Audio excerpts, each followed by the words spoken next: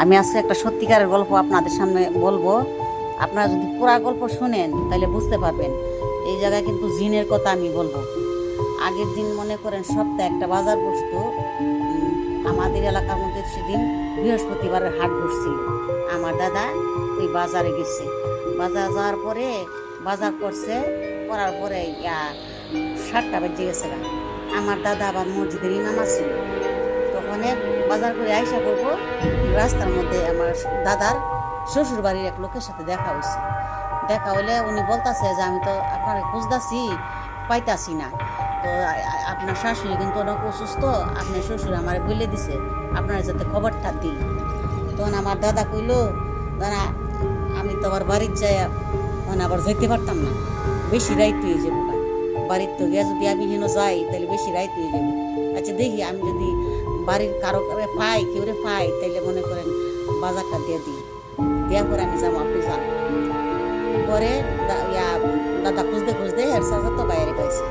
পাইয়া কয়, ভাই আমার শাশুড়ি নাকি অনেক অসুস্থ, আমার শ্বশুর বাড়ির এলাকার এক লোক পাশের বাড়িরই হ্যাঁ খবর দিছে, আমার শ্বশুরে বলে দিছে আমি যাইতাম।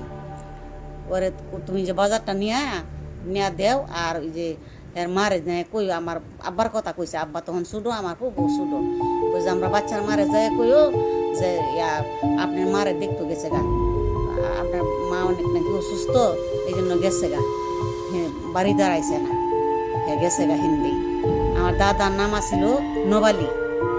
পরে দাদা যখন মনে করেন আমাদের এলাকার থেকে 1 মাইল রাস্তা পার হয়েছে, 1 মাইল রাস্তার পর থেকে মনে করেন এই রাস্তাটা চারদিকে গাছপালা জঙ্গলে ভরা।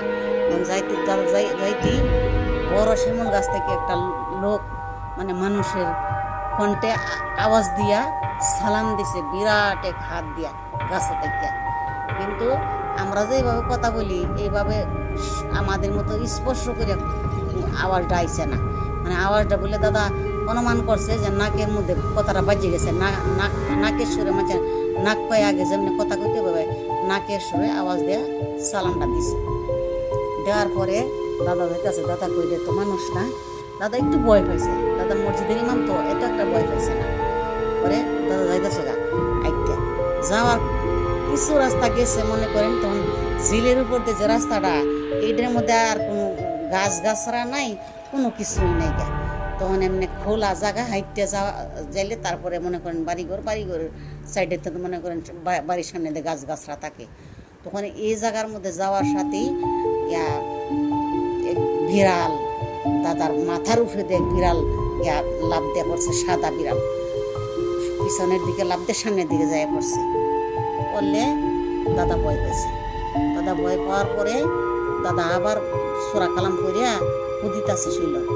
উদিয়া মনে করেন বাড়ির কাছাকাছি যাইয়া উঠছে, উঠতে বাড়ির যাই একবার উঠতে গেছে। ওঠার পরে গিয়া দেখে যে আমার দাদার শাশুড়ি আগের তো একটু ভালোই বলে অবস্থা। তখন সবাই বাড়ির বলতেছে যে জামাই এসে, জামাইরে বাদ দে। আমার দাদা কইতাছে যে না, আমি বাড়ির যাবো না, বাড়ির বাজার সদাই করে ফাটাইছি, রানবো, বাড়ির যাই খেতে পারবো, আমি যাই গা। আমার তো ওই যে মসজিদের মধ্যে নামাজ পড়াইতে পারলাম না, ঈশান নামাজ মিস গেছে, মানুষের কাছে কারো কাছে বললেও আইতে পারলাম না, মানে আবার হজরের সময় মানুষ অপেক্ষা করবো, তাহলে এটা খারাপ হইব, আমি যাই গা। এই কথা কইয়া দাদা বলে বাইরে হয়ে গেছে।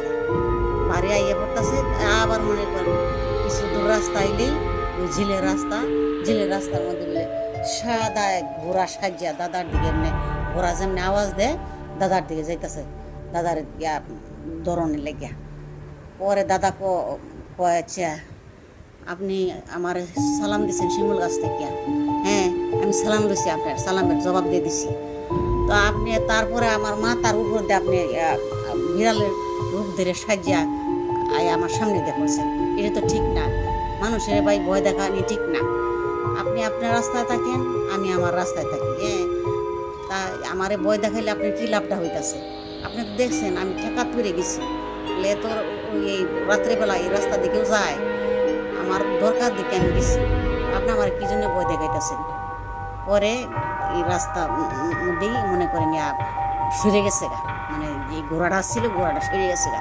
সেরে গেলে গা দাদা আবার হাঁটা শুরু করলো, কোরআন তেলাওয়াত শুরু করে দাদা যাইতেছে মনে করেন বাড়ির কাছাকাছি যাই উঠতে গেছে গা।